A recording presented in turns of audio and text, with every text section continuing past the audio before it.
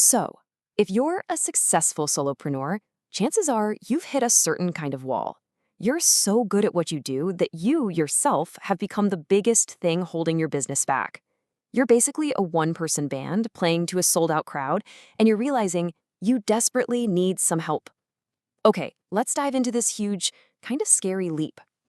Does this question hit a little too close to home? Yeah, it's the classic success problem, isn't it? Every single order, every client, every little task has to go through you. Growth has stopped being this exciting thing, and now it just feels, well, overwhelming. If that's you, you are in exactly the right place.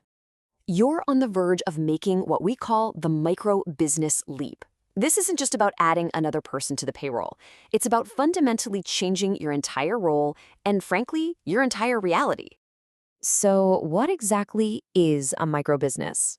Well, for what we're talking about today, just think of it as a business where you, the owner, are directly managing between 1 and 4 employees. It's that very first, super intense stage of building a team. And this new reality, wow, it can be a real shock. You're not just the expert anymore. Suddenly, you're the manager of, well, everything. Sales, marketing, HR, it all lands on your desk. You're a leader for the first time, and maybe the scariest part. You are now responsible for paying someone else's mortgage. That's a whole new level of pressure right there. So how in the world do you handle this? It all starts with making what is probably the single most important mindset shift of your entire business journey. You have to understand the difference between working in your business and working on your business. Look, working in the business, that's what you've been doing all along. It's the day-to-day stuff, the client work, doing the thing that makes the money. But to grow, you have to carve out time to work on the business. That means stepping back, looking at the big picture, making sure you're headed in the right direction, and building the systems that let other people do the work. And hey, don't just take it from me. The legendary small business guru, Michael Gerber, said this, and it's really the core idea for anyone trying to escape that bottleneck trap. You have to become the architect, not just the person laying the bricks. Okay, so you're on board with the mindset shift. Awesome. But where do you actually start? It all begins with a really honest, maybe even brutal reality check. Is sustainable growth actually possible for you right now? To answer that, you've got to get this difference. We're all taught that profit is everything. And yeah, in the long run, it is. But for a tiny business making its first hire, cash flow is king. Cash flow is the immediate lifeblood. It's what lets you pay that new salary on time every single time. It is without a doubt the most critical factor for survival at this stage. And the end goal here is a sustainable business. What does that actually mean? It means the business gives you acceptable rewards, a good salary, maybe some profit. It means your stress is manageable and the workload is reasonable for both you and your new team. In other words, it's a business that serves your life, not a business that eats it alive.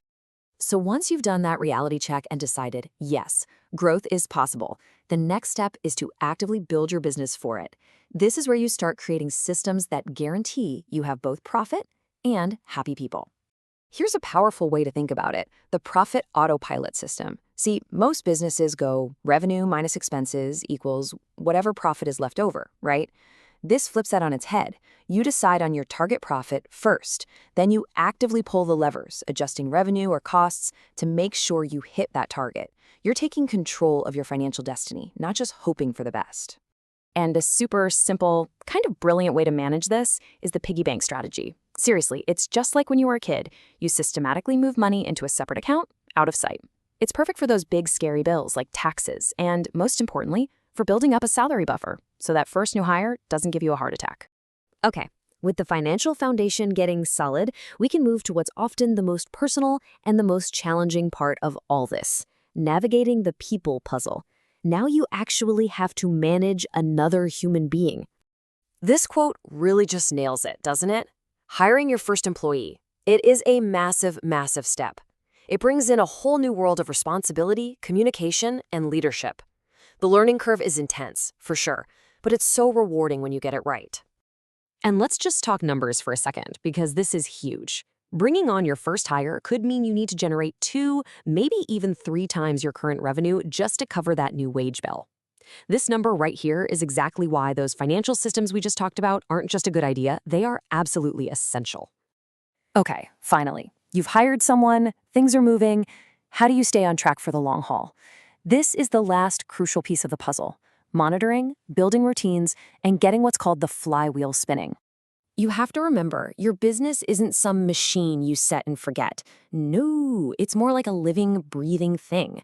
And the environment around it is always changing. Stuff like inflation can just quietly eat away at your sustainability. So you have to constantly monitor the health of your business to spot these problems early.